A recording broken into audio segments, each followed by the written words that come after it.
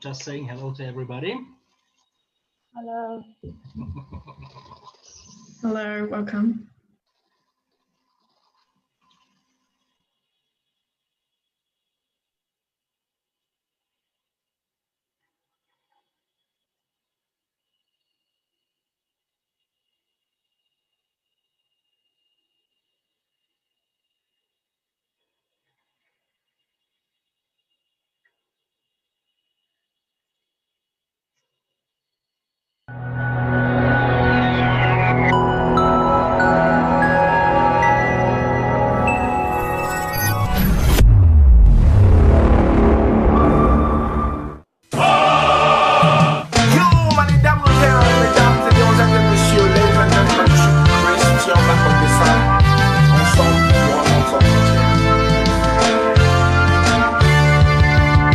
Stop to bring us into her. Stop selling them in our country. Stop supporting the bad politics. Stop telling us your story about democracy. Because all we want is our freedom, yeah. Africa wants to deal with responsibility. We want our freedom. We want our freedom, yeah. We want our freedom, Africa. We want our freedom, yeah, yeah. We want to live independently, to create ourselves independently, yeah. If that no possible, we will repopulate your continent. If it is the contrary, we will continue to come here, yeah. Spend the day in the desert on the ship, and you will continue to treat us like no paper. That's why I'm saying we want our freedom here, yeah. Stop to refuse us, to reject us, to deport us, yeah, yeah. We want our freedom. We want our freedom, yeah. We want our freedom, Africa. We want our freedom, yeah, yeah.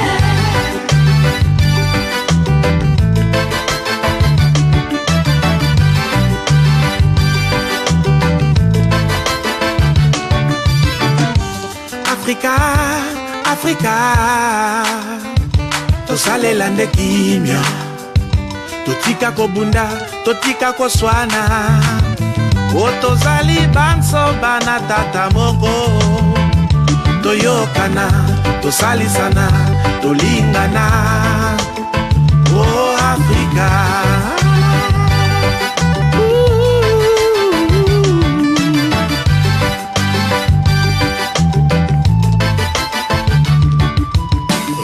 Combien de mots reparlent pas les mêmes phrases? Combien de temps l'Afrique sera toujours enfermée là? Pendant que les autres sont toujours en train d'avancer, nous sommes toujours en train de reculer. On veut liberté. We want our freedom.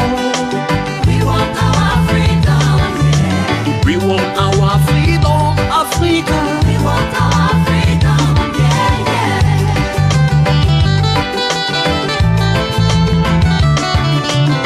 Ce morceau est dédicacé à l'un des grands combattants africains, son honorable, le cher Thomas Sankara, qui s'est battu pour l'Afrique, pour sa liberté. La patrie, on vaincra.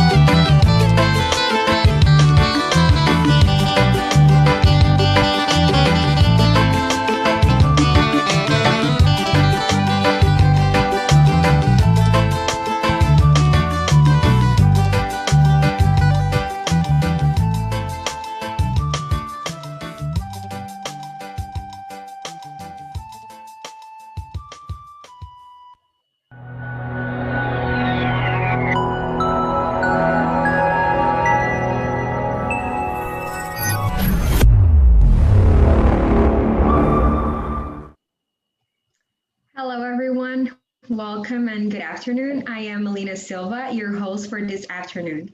On behalf of the MasterClass Initiative and Africonia TV, I am pleased to welcome you all to the session, and we are thrilled that you could join the conversation today. We have a great session prepared.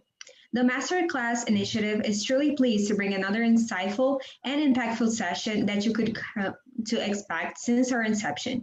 We sincerely thank you all, our partners, particularly Africonia TV, in enabling us to bring quality content at your convenience from wherever you are and around the world. which is what makes this concept so relevant today. Our guest facilitator today is Miss Victoria Pepple. She studied literature in English at the Lagos State University. Her career in media began in 2008 in Silverbird TV television when she started presenting a segment of an entertainment show Top 10, from where she moved on the station to breakfast show Today on STV in 2009. For 9 years, Victoria has co-presented the award-winning breakfast show on Silverbird TV, which is a magazine program which focuses on politics, current affairs, lifestyle, and lots more. She has also been the anchor of a television show, Unspoken, which addresses different forms of abuse and brings to the fore social as well as legal ways to tackle menace. Unspoken is a product of Ben Bruce Foundation. Victoria has also been a keen actor in the Most Beautiful Girl in Nigeria event, hosting exclusive interviews with public officials and professionals during the annual pageant, as well as co-hosting the pageant. She was also one of the first hosts of the annual Mother and Daughter pageant on the Silverbird television station.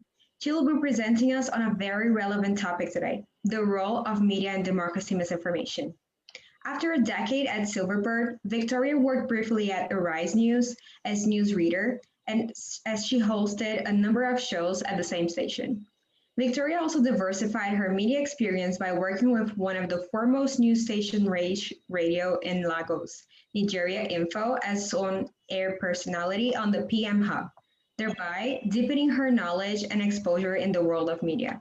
Over the years, she has garnered broad experience as an anchor, newsreader, researcher, scriptwriter, and producer. With an impressive following across the country, Victoria has carved a niche for herself in setting the pace and agenda on the topical issues and entertainment. She also has an interesting following on social media and is a favorite with youths, having mentored several young people in their career paths. Presently, Victoria has ventured on her own, hosting shows and events. She is a vivacious and lively professional who enjoys traveling, cooking, watching movies, and the art of makeup. Victoria Pepple has been nominated for many awards and has won a few. Illinois Female TV Presenter of the Year Award 2010, City People Female TV Presenter of the Year 2011, and Society Entertainment and Style Female TV Personality of the Year for the same year. So over the next 2 hours, we will be having an hour presentation followed by a 30-minute Q&A session. So then we'll wrap up the session with some music, so please don't rush off. The masterclass is being recorded, so you can watch the video on Africonia's YouTube and Facebook pages. So before I introduce the facilitator, we'll have a short commercial break and be right back.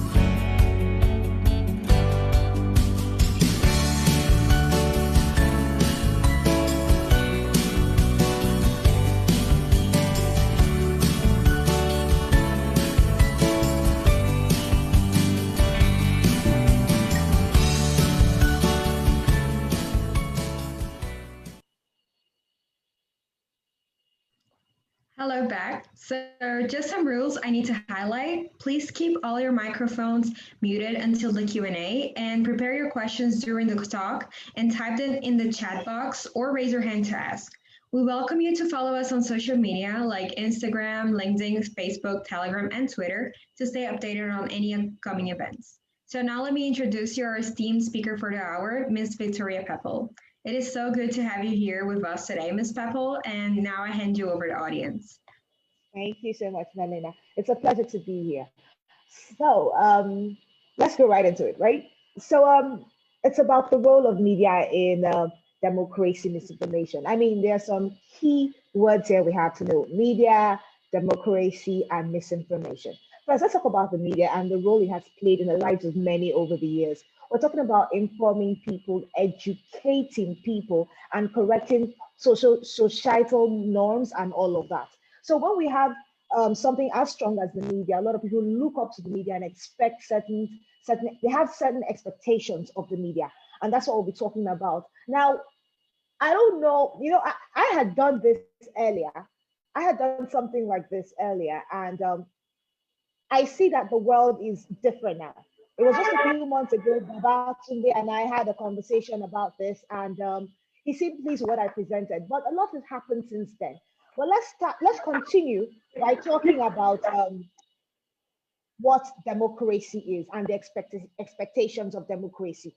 Now, a government elected representative by the people. That sort of government is a government where the government is elected from the people within it. You trust somebody, they tell you about their goals, their ideals, and you think these people can move me to the next level. So these are the people that people trust to elect and put into office, and trust that they make the right decisions over the course of their time in that seat of power.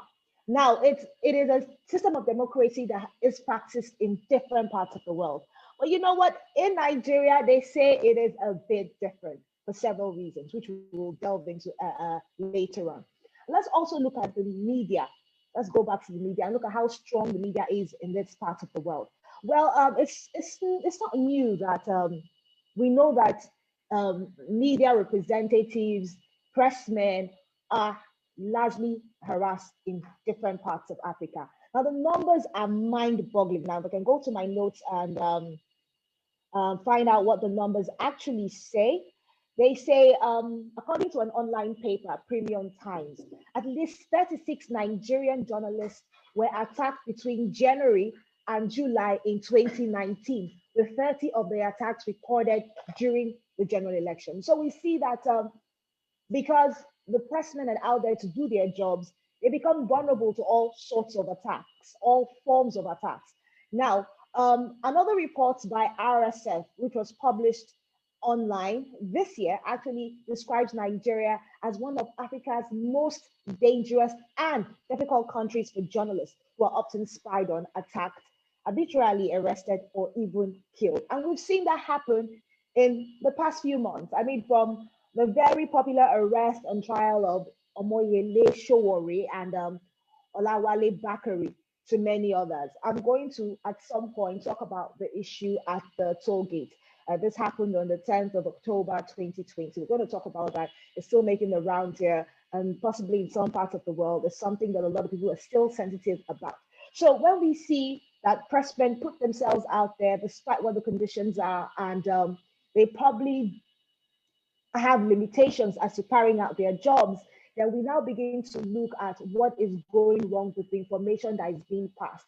We understand the challenges of the media, how their lives could be in danger, and of course, without saying much, we know that the work that they deliver out there could be compromised, could be tainted. It takes a really bold person to do the right thing in the face of that kind of challenge.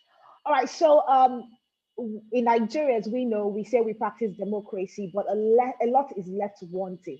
So we see pressmen who they are challenged by the things they do, the work they're trying to do, and yet they still try to deliver the best. I would say that one of the problems that we encounter here in Nigeria that actually affects the work of the media would be cultural difference. Now, for those of you who don't know how it works here, in Nigeria, we tend to respect our elders a lot. I mean, in some parts of the world, you're free to talk to your elders in a certain way, telling them how you think, how you feel. In this part of the world, we have a belief that is disrespectful. Now, because it is believed that it is disrespectful, I find that this has found its way in the way we relate with our leaders. You say certain things that seem unpleasant, they take it as being disrespectful. It's not like you can speak freely about how you feel. We put you in power, but we can't tell you how to act because it's disrespectful. And then if you see the system of government that's run in Nigeria and certain parts of Africa, you see that we have military heads of state becoming civilian presidents. And when that happens, the military operates a different way from the way civilians relate. And I would say that I think the people who take these positions are not really adaptable because of their age. So they find it difficult to act in the civilian capacity. So these are some of the challenges that the media goes through. So we have people who are doing things the way that they did it 30 years ago, 40 years ago, sort of adapting to the more recent times. Why? Because they feel they don't owe us anything. And apart from that, a situation where you feel I'm this powerful, who is anybody else to talk to me? You tend not to be able to satisfy, Nigerians or the citizens in general. So now the media has tried to shed light on a number of issues that go on in Nigeria. Every now and then something hits the headlines and the media is dissecting it as expected. Most recently was the issue of the NSAS protest. When it started, I mean, it was talked about on social media, even on traditional media. But when it took a different turn on the 10th of October 2020, we saw how it was covered. And then a lot of people saw that there was a stifling of the media. Now, before we go into what happened that particular evening and night, when the event happened and Nigerian stations tried to cover it, I mean, we had issues of the Nigerian Broadcasting Corporation saying stuff, fining TV stations to the tune of 3 million naira. About 3 media stations had to deal with that.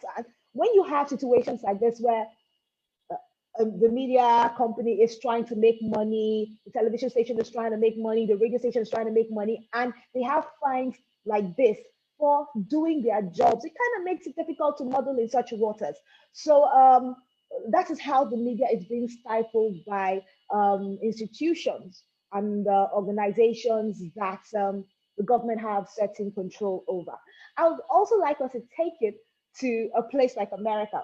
In America, the recent events of the election threw up Joe Biden as, to many, as the next president of the United States of America, going by the votes and the Electoral College. I want to compare it to what happens in Nigeria. In a place like Nigeria, if you have an election and there's some contention, there is always some contention, and that's because there's no trust. So when there is contention, you take it to the courts, and these cases could stretch for months. Frivolous cases are taken to court, and they have to be heard in court. But the American system is very different. If you do not have evidence, it will not get to the courts. So you see how powerful institutions keep us from making certain mistakes. So the belief is that Nigeria has to build strong institutions that will empower the media, because the media needs to be empowered. And we can truly benefit from the media when it comes to putting out all this information. Now, another question would be, are we satisfied with the way democracy is being practiced in this part of the world? What has the media done to sensitize people on the democracy practice in Nigeria? Well, we'll say the media has done as much as they can, but there's still much more, a lot left to be done. And we wonder, how does the media achieve this? There's one aspect of media that has come up in relatively recent times that seems to be really strong and powerful, and that's social media. And social media is the kind of media that is hard to clamp down on, because you have people who are not necessarily petitioners putting information out there. It does have its downsides, but it's kind of impossible to control. We've had the Nigerian government actually talking about clamping down on this because, as I said earlier, the event of 10/10/20, most of us knew what was going on through social media. I mean, not everybody could be at the spot of the protest, but videos on social media showed us that there was something wrong. And even though we do not fully understand what went on until today, we do know that something unhealthy went down. So when we look at social media, we begin to see the forms in which the media can be strengthened. If there's no government interference, the media can deliver to the people its expectations and inform the people on expectations of democracy and expectations of a good government. Now, I know that one aspect a lot of people want to look at is, what does the media need to do to be strengthened? How does the media face the challenges of the present day? And of course, we know that these challenges are not the same in every country. They're not the same in every part of the world. Everybody has challenges that are peculiar to them. But in this part of the world, I would speak for Nigeria because I've lived here all my life. As I said earlier, we need institutions, strong institutions to strengthen um, the media. And so, with the introduction of some years ago, the conversation about hate speech started.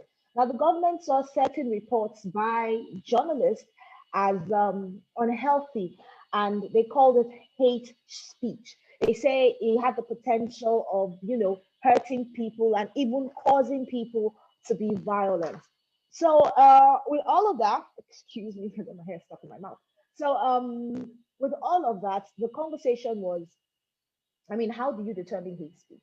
Like, if you put something out there and you say just informing people, and somebody takes it upon themselves to act badly, do you blame the person who put out the speech? These are the things that I say I think can stifle um, the media. But another conversation would be, do we let everything go online unchecked? Well, I believe that should lie solely at the feet of the person who is putting out the information, because you have a responsibility. People listen to you, people watch you, people respect you. So if you're going to put out information, I believe that it shouldn't be something that could be detrimental to anybody, but you always have to remember that you have a responsibility. So where does the government come in? No matter how much the government can say they're trying to do for the people, can you really clamp down on stories, on news, on the opinions of people just because you think you're trying to create a better environment? I don't think that's the best way, because media helps drive social change. We've seen conversations where the media takes up something, they run with it, and a responsible government understands that this won't fly. We need to change our tactic. And then something is done, and then things happen. We don't always have to resort to a protest. The press, I believe that the press people, the journalists, the media people are there to fill in the gap between what the people might be feeling and what the government is doing. So it's like passing communication across from the people to the government and back. And so the media people have a responsibility, and so do the federal government. Now, let's talk about World Press Freedom Day for a bit. Now, this is a day that it's an opportunity for journalists, civil society, which everybody is a part of, and other key players to discuss press freedom and the safety of journalists with the aim of solving issues which are seen as stumbling blocks to press freedom. Now, as I said, when over the years that we have had this year always marked in Nigeria, I haven't seen any conscious effort as to how to help the media practice in a safe environment and deliver the dividends of their jobs, what they should be doing, passing information across in a safe environment. We haven't seen any of that. So we're looking for protection from even policemen, law enforcement agents. We're looking for a backing from the government, because really the government is for the people, and no matter what happens, the government is supposed to look out for every citizen. And especially when in some parts of Nigeria the situation is relatively safe, it's not a war zone, you begin to wonder why these journalists have to go through this. And I know people will say, why don't you resort to other ways to get justice, like the law courts and all of that? The law courts haven't exactly delivered on what they should do. So there's a lot of distrust in the system, from security agents to the legal system. We need to build strong institutions. I do not see a democratic government doing well unless they have strong institutions. I do not see the media doing well without strong institutions. These are things that have to be built, things that we have to trust, and from there we'll all be the better for it. Now, let's talk about I mentioned earlier about clamping down on social media. Now, in 2015, there was a cybercrime law that has been used to arrest and persecute journalists, and this was before the social media bill. Now, because of the type of work that the media people do, you see them, they're they have a lot of responsibility, even in the face of the storm. So when we see that people are not adequately compensated, they're not treated properly for their work, it begins to no, I don't know how else to put it, but it does affect the work of journalists. So it's a lot. Now the media wasn't built as a stooge for any government in power. So we always have the government has to respect the fact that the media has a place in society and government itself has a place in society. And when we begin to understand these things, I guess that we'll be able to practice and deliver on the healthiest form of government. But the media in Nigeria is still thriving, despite the challenges of the new entrants, the new players into the field. It is still growing. And we're hoping that with this growth, there'll be a lot of sensitization.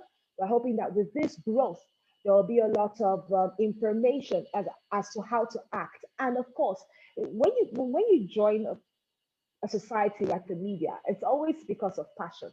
So we're hoping that at the end of the day, people who are passionate enough to deliver on what the expectations of the people as regards the media will hang on and see it through. There's so much more to talk about as to the challenges in Nigeria of journalists, but we'll keep going. We'll keep going. So, other factors to look at is the Freedom of Information Act, which is enacted in 2011.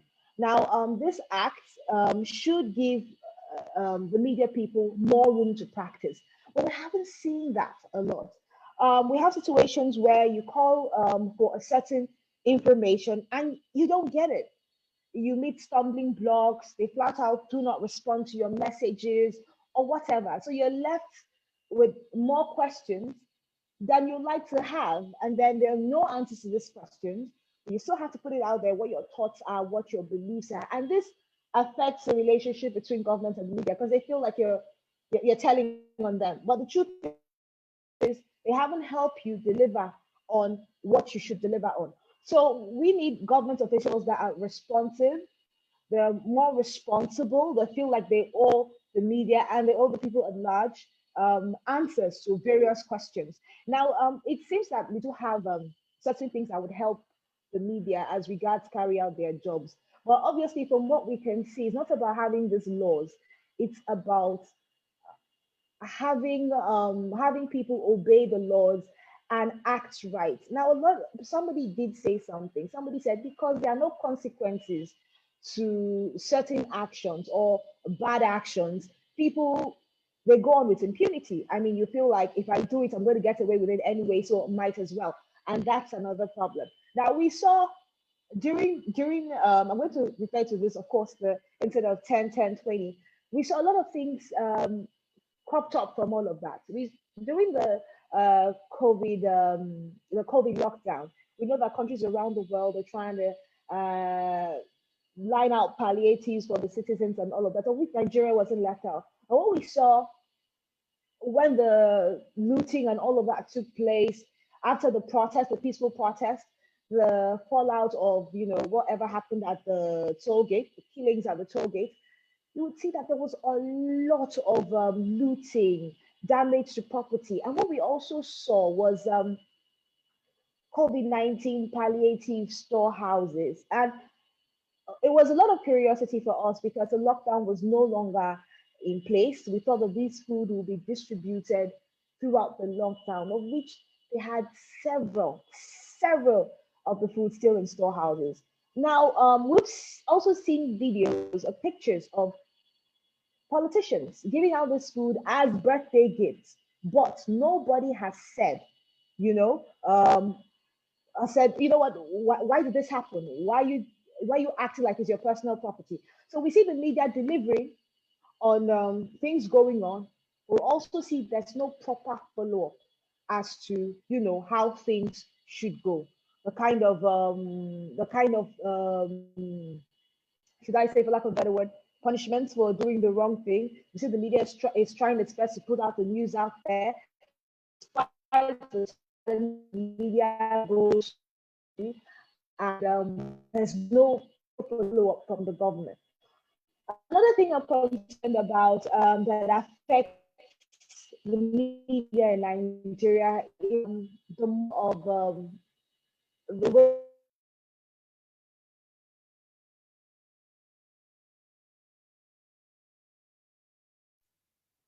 I think the network is the problem. I'm sure she will be back soon. Maybe Melina, you can take over.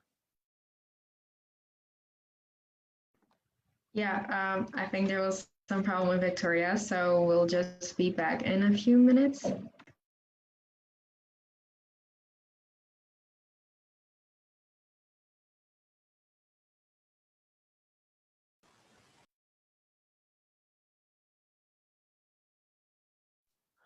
I will play shortly an advert until she's back, yeah?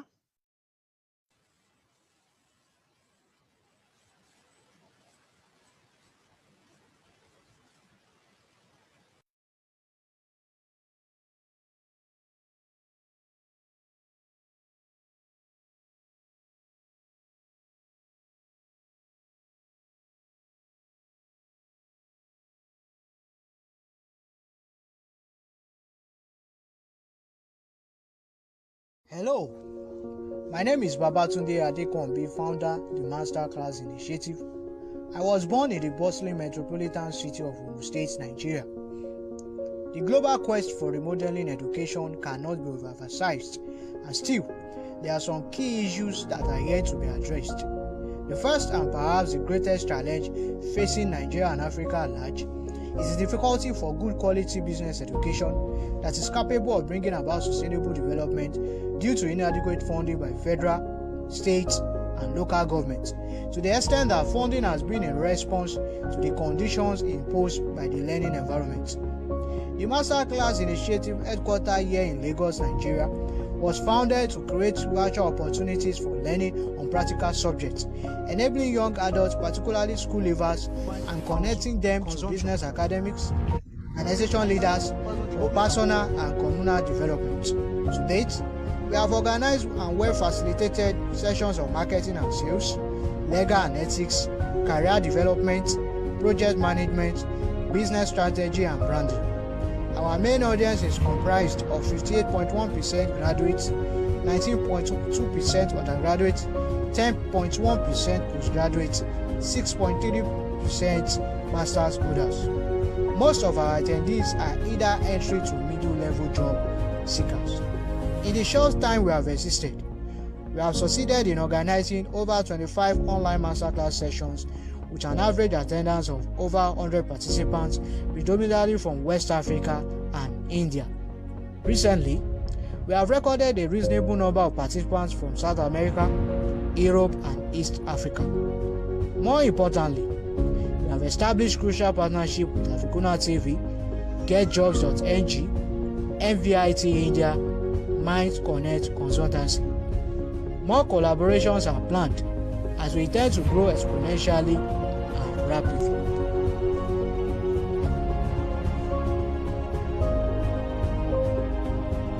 According to the World Economic Forum, the current situation has exposed the unpreparedness of many higher education institutions in Africa to migrate online. Therefore, this era allows educators to join online professional learning communities, such as the MasterClass initiative, to pursue in-service career training, to stay in touch with the trends, share tips, and host best practice to achieve the goal of an evolved and high-quality standard of education.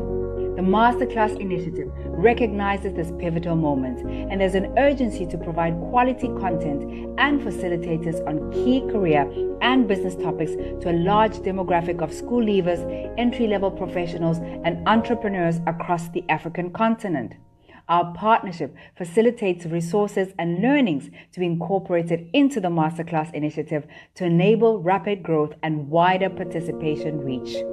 As a recipient of quality international and globally recognized education, I believe good education should be a basic human right, not a privilege for the few. For in the absence of knowledge, a people, innovation, and opportunities will surely perish.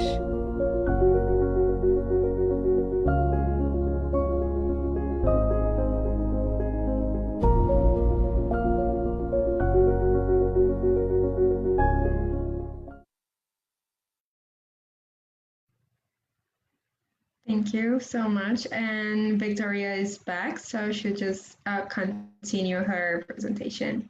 Thank you, Victoria.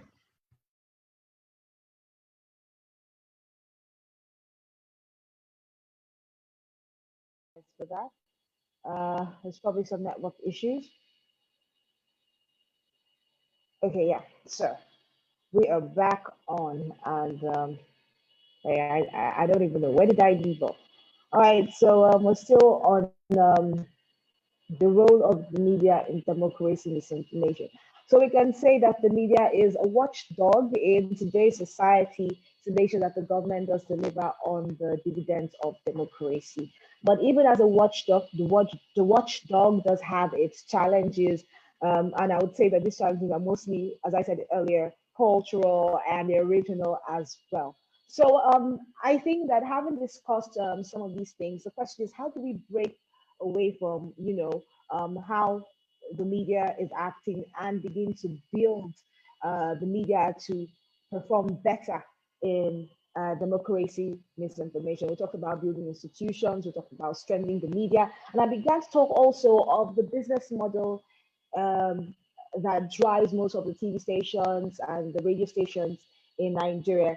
There seems to be a challenge in that, as we know that even though the SMEs drive the economy in Nigeria, they still do have, not just in Nigeria, in other parts of the world, they still do have a lot of challenges when it comes to trying to survive and trying to thrive in this part of the world. So we believe that strengthening SMEs will also help strengthen media houses because that is mostly the model. This is mostly how they are run here because of the kind of climate that we are in. So at the end of the day, we see that a lot of responsibility still lies at the feet of the government. Now, when we talk about more about the role of media in democracy information, I cannot help but think about the fact that the media is big on covering elections world over. I talked about America. I mean, we saw how every day we got the numbers coming in from different parts of the US, from different states. We saw opinions and arguments for and against. And it's almost the same thing in this part of the world. But unfortunately, what we have experienced in the past many years in Africa, in Nigeria, is widespread violence. I know and the fact that we see this violence on a regular when it comes to elections, people tend to be more careful in doing their jobs. And when you have that issue hanging over you as to your life being at stake while you're carrying out your job, it does affect delivery of the news. It affects the role of the media in democracy misinformation. Also, apart from the widespread violence that we witness in this part of the country, would also, in this part of the world, rather, we will also know that during the elections, because of the deep distrust that runs deep in a place like Nigeria, everybody's suspicious of everybody having an agenda. There's also that belief that everybody can be bought. And it does affect work. Take, for instance, there was a time in Nigeria where if you there was the belief that after voting, if you wanted to protect the vote of your candidate, you would wait till the end and count with everybody else so that you make sure that nothing else went wrong. But of course, miscreants saw that as a way to unleash havoc when these votes are being counted. So, I mean, there are measures and countermeasures that haven't really worked. And I would say once again, all these boil down to affecting the media in their work in various ways, in various capacities. Now, the expectations of the people is to receive information from the media. Expectation of people is to trust that the media can give it to them as it is. But as we know, because of the, as I mentioned earlier, because of the distrust that runs deep, we have a situation where we have known politicians take advantage of the media and use it to their own benefit. They have to be called out publicly, excuse me. But this is, even for them, they feel this is unhealthy.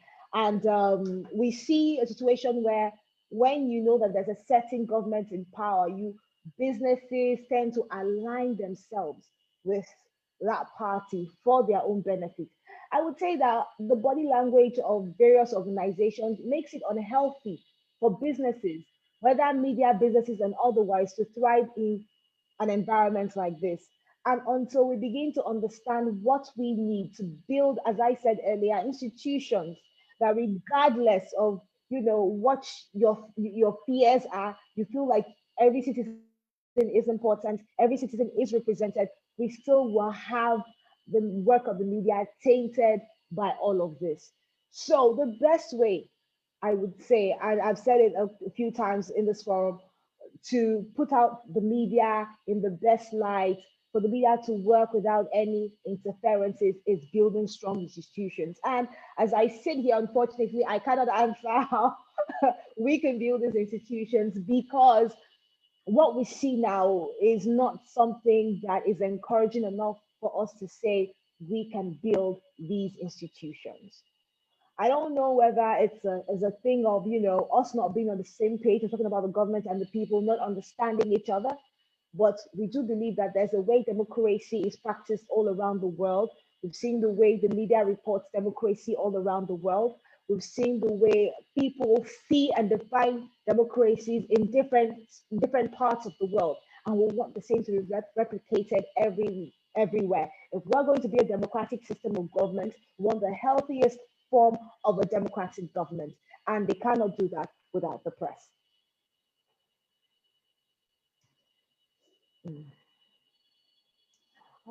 So I'd like to find out if there are any other things that you would want me to talk about as regards what we just spoke about, or what I've been speaking about.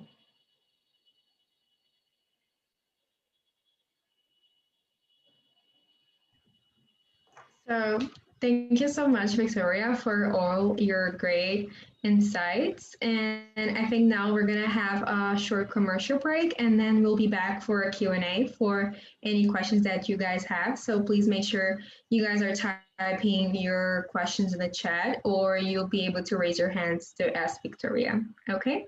Thank you.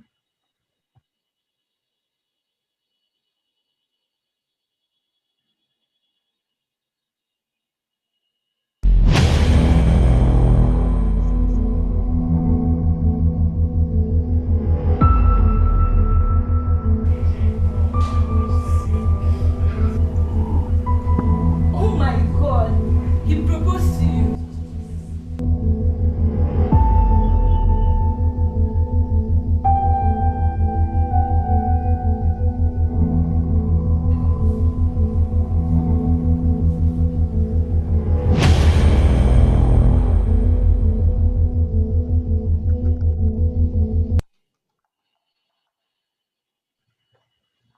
Thank you, and we are back from the break. So audience, this is your chance to share questions that come to mind, and please remember that we have 30 minutes, so make it count. So feel free to raise your hands or just put the questions in the chat.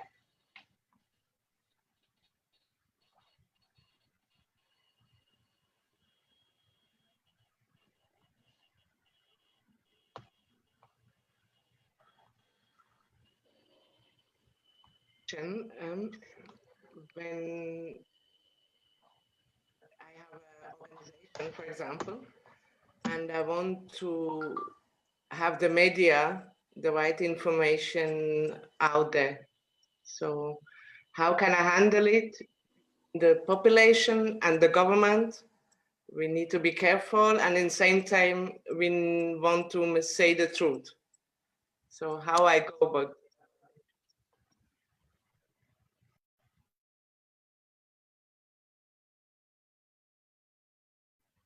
Thank you so much for your question, Victoria. I think she has frozen. Oh, okay. So I think we're having some technical issues with Victoria. So let's just wait a couple minutes, and I think this can give you a bit more time to think. She's back. She's back, yeah. Victoria? Yes, I'm back.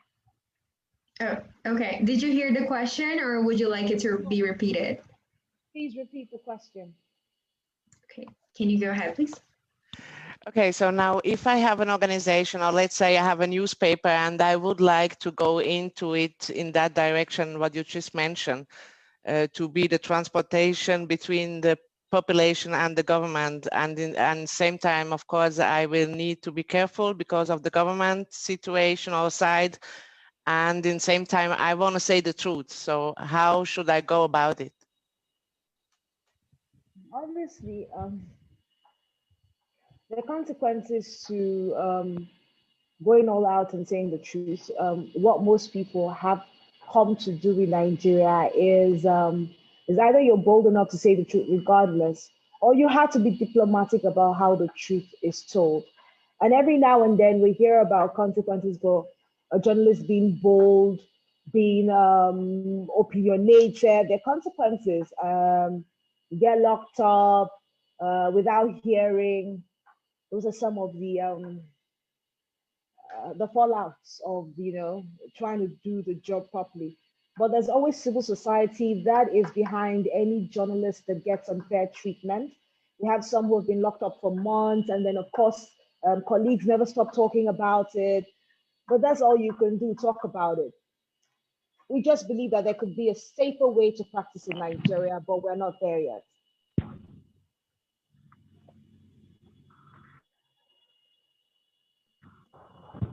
Perfect. Thank you. Now, does anyone else have another question? Well, I have a question myself. So, can you talk a bit about what do you think is the role of youth in this impact of social media and democracy, and how can we act to like prevent that it has a bad impact on it? Hey, could you repeat the role of youths on? Could you repeat that, please? Yeah, the role of youth on like making sure that social media only has a positive impact on democracy and not negative. It boils down to the values that the young people have. They need to have strong values when they put stuff out. They know this is unhealthy for the environment, this is unhealthy for the system. Now there's a thin line between putting out things that are politically correct or things that bother on political matters and putting out things that are for entertainment. You have to understand also the importance of what you put out and how it affects the lives of other people. We know that for social media, youths play a huge role. If anybody was in doubt of that, I mean, just look at the events of 10, 10, 20. You know how much social media is popular, especially as it's easy to reach. I mean, it's on your phone, you carry your phones in your pocket. A young person and their phones are practically, anybody and their phones are practically inseparable, so you know how important it is. So as a young person, it actually lies on you to weigh your information. Before you put it out there, you have to weigh what the consequences could be. What are you trying to achieve? Whose life are you trying to touch? Whose lives are you trying to change? It's also important that the truth is put out there in a healthy manner. I say that because we do know there's such a thing as a language that could incite violence. You're not trying to incite violence, you're trying to put out information that will better the lives of many. So I think that key to all of this is understanding. You have to understand place, you have to understand how to impact people, and you have to understand that words are powerful. Oh, Melina's frozen. Am I frozen? I think, oh, okay, Victoria, I think you're having some tech issues, but thank you so much for your answer. I think like me as a student, I think it's very valuable to hear that, and I think we do take a huge part on it. So thank you so much for your answer. I think she's glitching a bit. Okay, we have a question coming in the chat. Victoria, can you hear me? I think she crashed again. So let's just wait a bit so I can read the question for her. Thank you so much, Shadow, for the question. Okay, let's just wait so she can come back.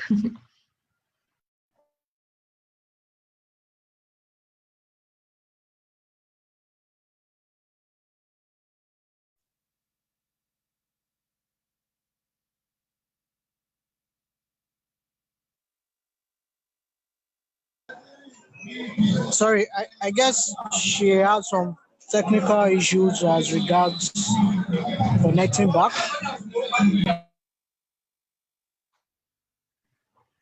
Yeah, she's having some connection issues.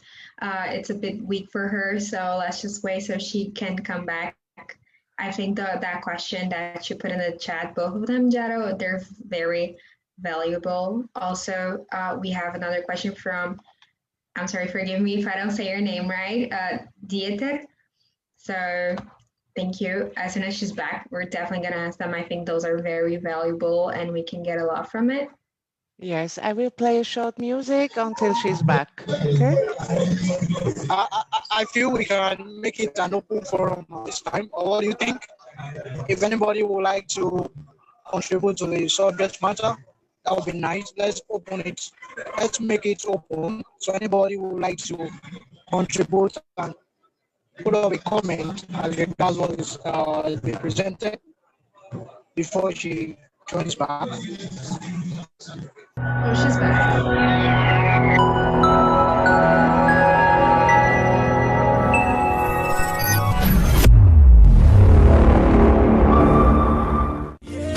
Leave me today, I go cry you a river. Love me today, your body they give me fever. I go love you, no stopping. We steady celebrating champagne, Bobby. Oh baby, no time to the shake time.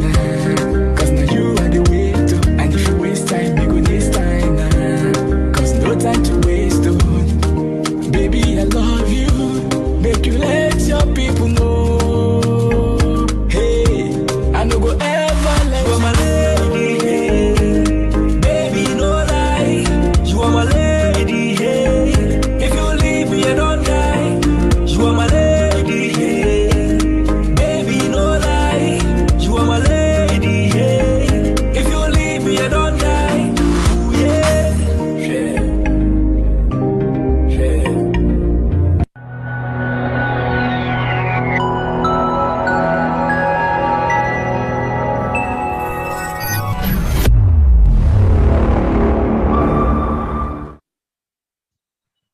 Thank you. So Victoria's back. So Victoria, we have a few questions in the chat. So I just read them and you answer, okay? So the first one is from Jalo. Thank you so much. So first, around the world, social media is making it easier for people to have a voice in government, to discuss issues, organize around causes, and hold leaders accountable. My question is, how can we know real information and fake news? Okay, so that's it's always important to verify information before it's put out there, and because it's social media comes in more than one form, it's always easy for you to verify this news. One platform says A, you have to check all other platforms. What are they saying? So it goes to the person putting out the news and the person who's reading this stuff. Personally, there was a time that if I had to read news, like if I wanted to find out information about something that just happened in my country, I'll be reading from several papers because I do not want, and I'm talking about online papers now, because I do not want to, because I want to get the full picture. So I'd read from more than one source and then I'm able to put the story together the way I see it really happened. And in some cases, when government officials put out something, there has to be evidence to what they're saying, especially in a society where there's a lot of distrust. So one agency of government says something, is that what the other agencies are saying? Now, in a place where there's freedom of information, that you can call up this information. So you can call up just about anybody who could be privy to the information and say, is this what is really going on? And sometimes Victoria, Victoria, yeah. Sorry, your picture is upside down. Can you turn the... Thank you. Great, thank you. All right, so I'm so sorry about that. So yeah, so I mean, so even though social media is a huge platform, we always have to verify. We always from other sources before put it out there. And even when we're told by a government official, there has to be proof backing it from other agencies, or should I say, tangible proof.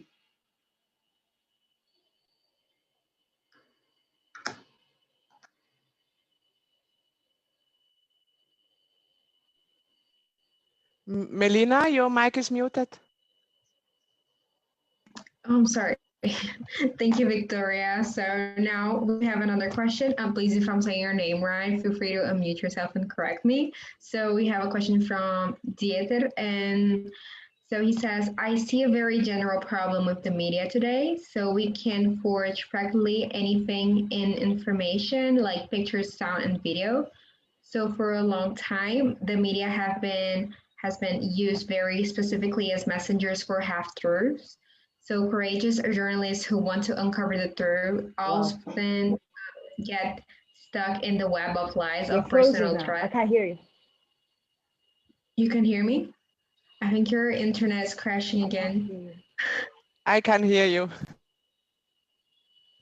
I know. Okay. So Victoria, can you hear me?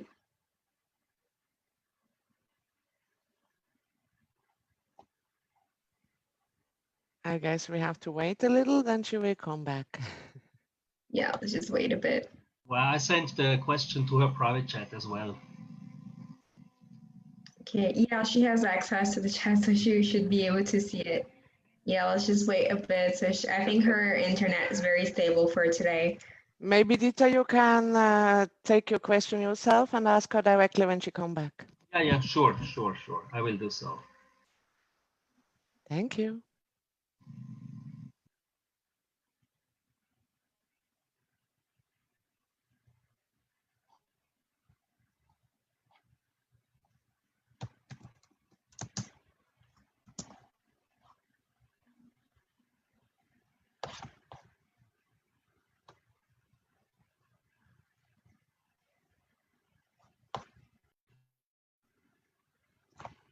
Oh, she's back.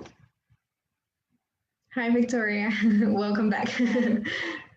So he's just going to ask you the question directly, okay? Yeah, Victoria, I see a very general problem with the media today. We can forge practically anything in information. I mean, pictures, sound, video. For a long time, the media have been used very specifically as messengers for half-truths.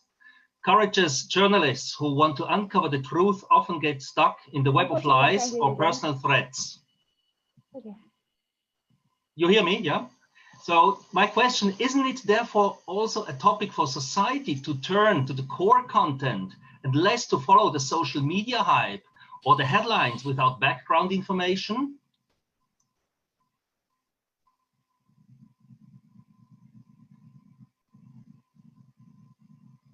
Yeah, that's not well arrived. Victoria, if you are speaking, your mic is muted. Victoria, your mic is muted. Yeah.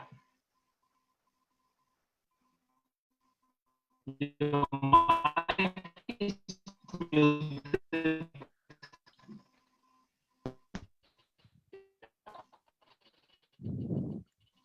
Great. Sorry, I have to switch my internet. So please. Hello. Yes, we can hear you. Great. Yeah, I can hear you.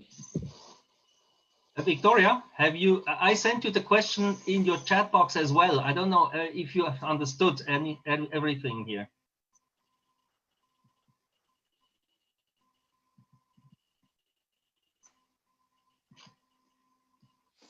Doesn't look like.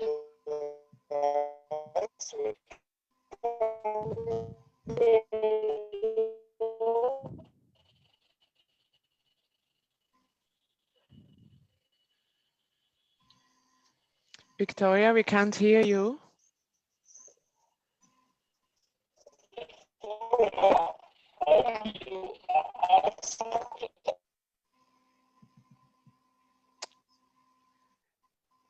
So definitely we need to provide a new internet service for Africa.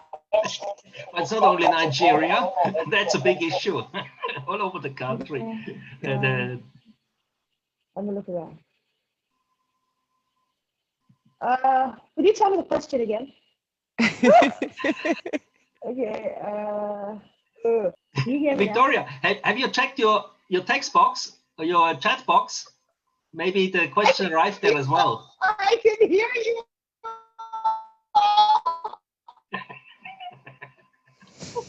I can hear you. I can hear you. Okay, so but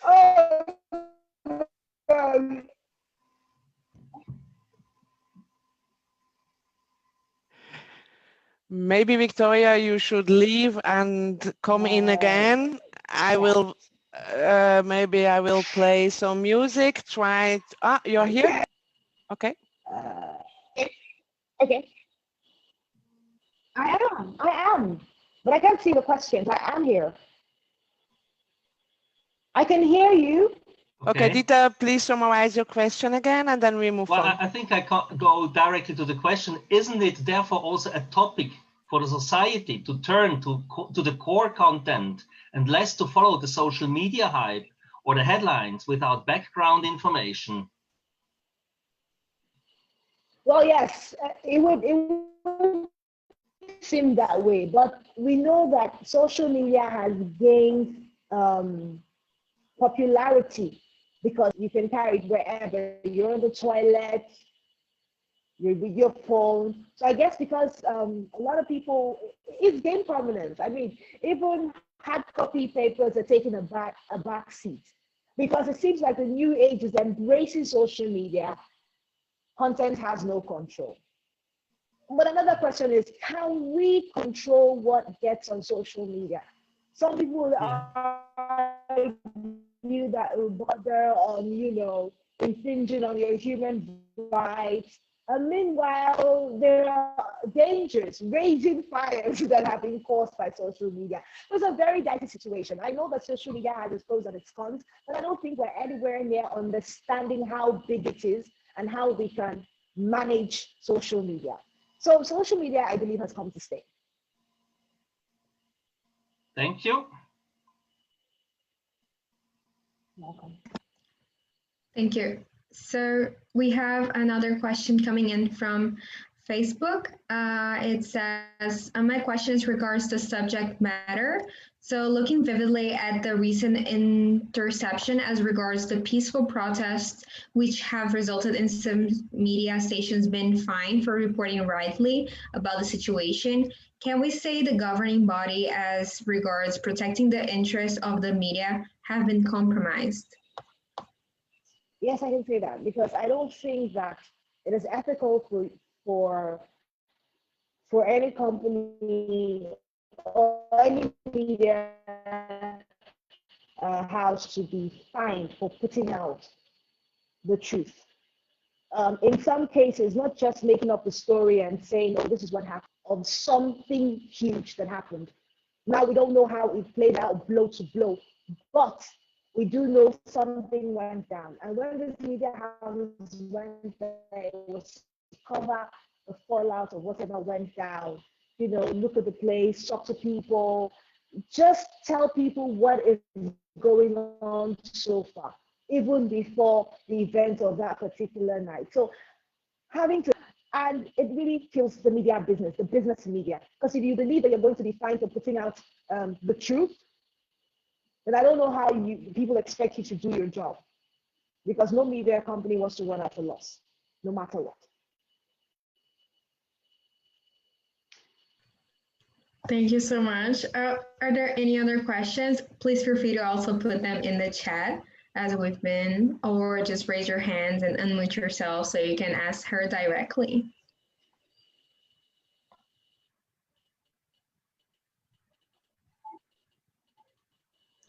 Yes, Mwilla? Yeah, I have a question. Go ahead. I would like to know how media has consolidated the values of democracy. And if so, are there any specific examples we can narrate to, especially in African countries? Thank you. Okay, so all right, thank you for that question. Okay, so when it comes to the media and democracy, the best let me speak for Nigeria. I remember on the 1st of October, which is the Independence Day of Nigeria, and on Democracy Day, there are programs that run all day long. You'll see documentaries highlighting these special days. And if anything comes to your consciousness at that time, if you're following up with what's going on TV or on the radio, you would learn a lot about democratic values, democratic situation in your country, in this case, Nigeria, and you'll learn a few other things about democracy. And over the years, as you witness these things, you begin to understand democratic values better, the type of democracy your government is practicing, and all of that. When it comes to Africa, an example, a democratic example, I would say, let's take a look at, for the kind of example I would give right now is a democratic government that is doing well economically. I would say Rwanda. Rwanda has been through a lot. Rwanda has a system of government that has a lot of women in parliament, and yet Rwanda is doing well. We see Rwanda progressive in ways that other parts of Africa are not, and it seems to be doing well for them. When it comes to freedom of press, it's a general problem in Africa. And that's why I say it's a cultural thing. We're used to respecting our elders, we're used to being, to act like, act like we're being told to act, and it's disrespectful to speak up. So that has trickled down in a lot of ways to the leadership, followership relationship. So until we begin to move away from that and establish the fact that there is a healthy way of doing things in which you can speak your mind without being disrespectful, and you can be listened to without being disrespectful, then Africa will begin to move in the right direction. But these examples are not widespread in Africa.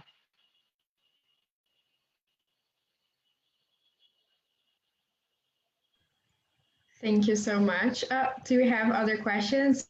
Please, you can, again, go ahead and unmute yourselves. And I just asked, since we're live, for you to also open your camera if you do want to ask a question.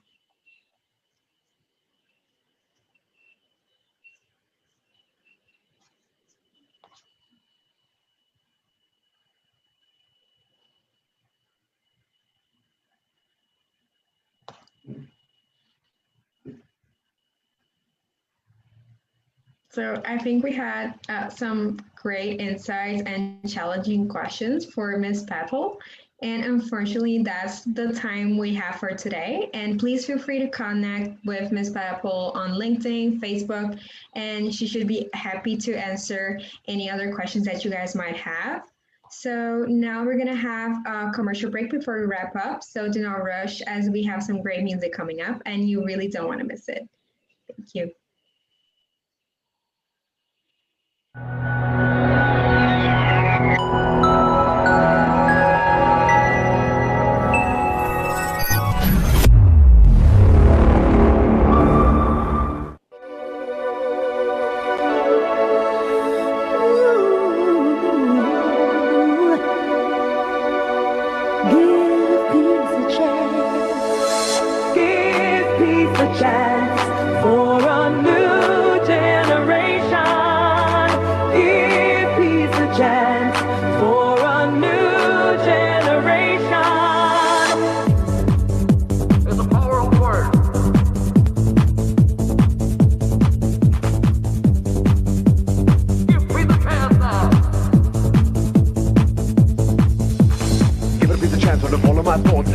While you're believing in God, not just one thing, and here comes another. Unity, you better live with each other. I'm sitting and thinking the way I think I got a phone. Take a look around, you're not on your own. Give it a piece of chance, one love, one nation. Sing it for a new generation. Give peace a chance for a new generation. Give peace a chance for a new generation. Take me to another world where people will be changed.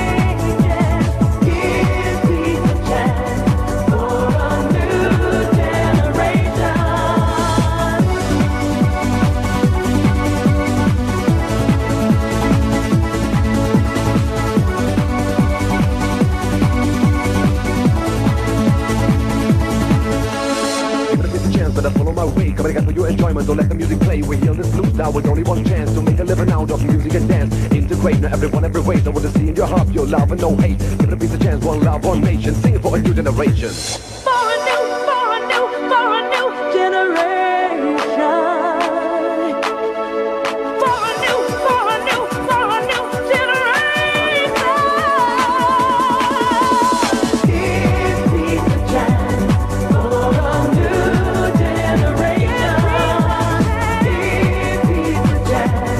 for a new generation. Take me to another world where people will be changing. Give peace a chance for a new generation.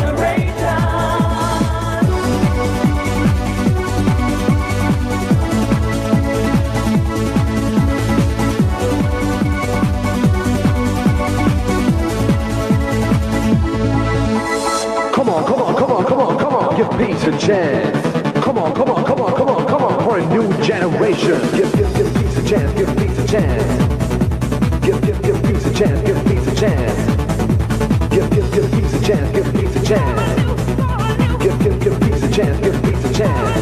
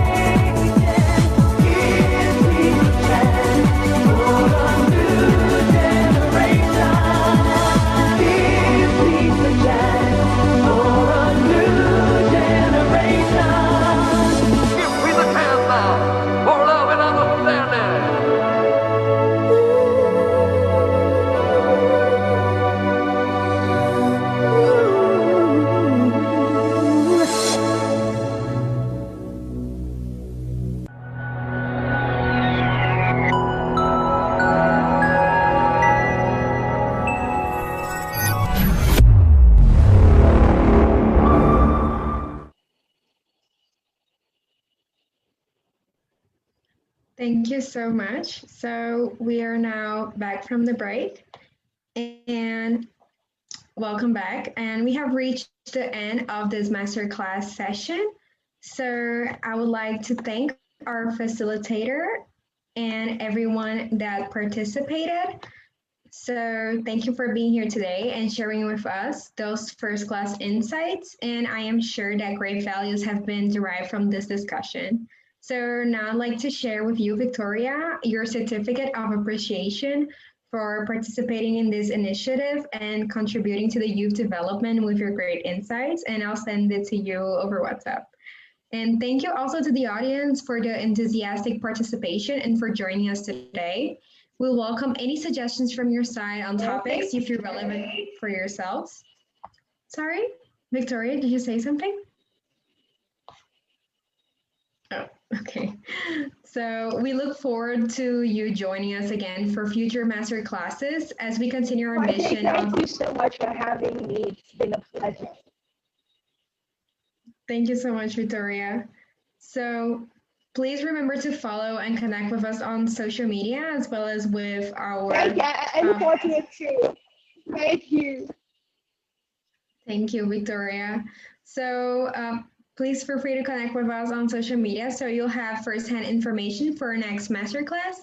And now we close with some entertainment. And until next time, be safe and thank you so much. Can you unshare? Okay.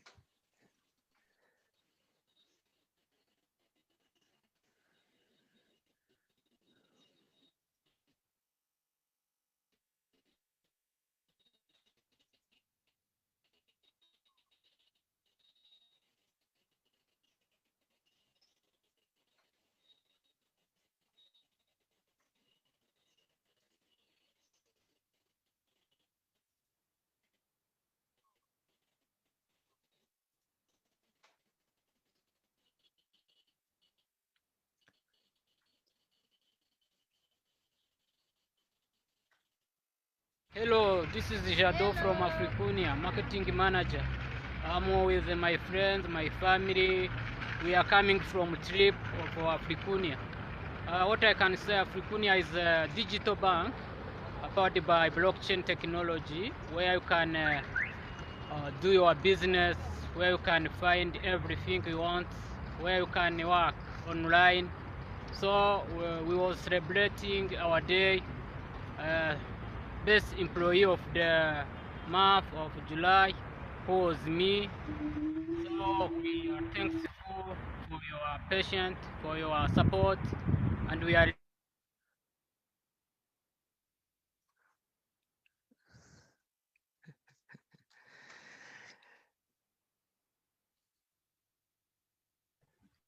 Thank you everyone for the great session.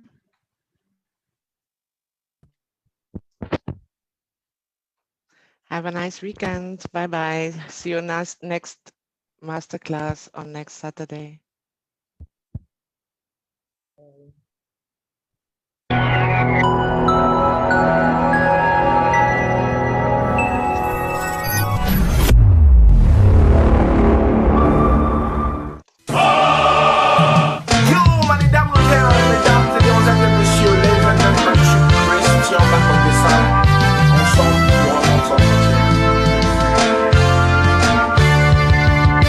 Stop to bring us into war.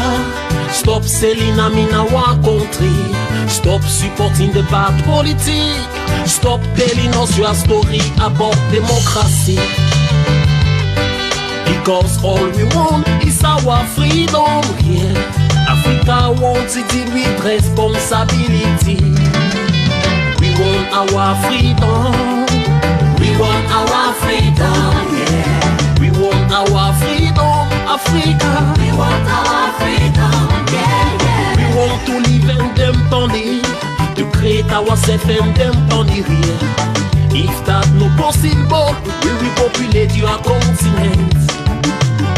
If it is the contrary, we will continue to come here, yeah. Spend the day in the desert on the ship, and you will continue to treat us like no paper. That's why I'm saying we want our freedom here, yeah. Stop to refuse us, to reject us, to deport us, yeah, yeah. We want our freedom. We want our freedom, yeah. We want our freedom, Africa. We want our freedom, yeah, yeah.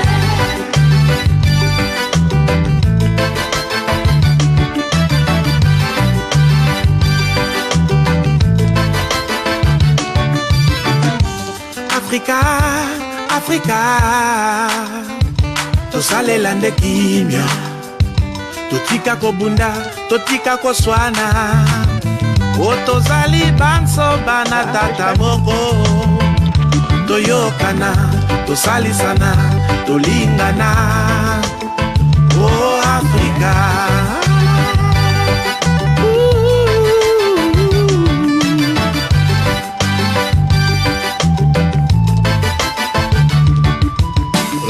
Combien de mots reparlent pas les mêmes phrases. Combien de temps l'Afrique sera toujours enfermée là, pendant que les autres sont toujours en train d'avancer. Nous sommes toujours en train de reculer. On veut liberté. We want our freedom. We want our freedom, yeah. We want our freedom, Africa. We want our freedom, yeah, yeah.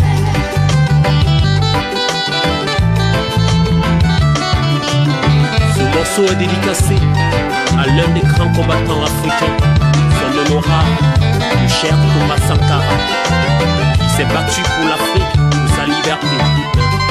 La patrie, on vaincra.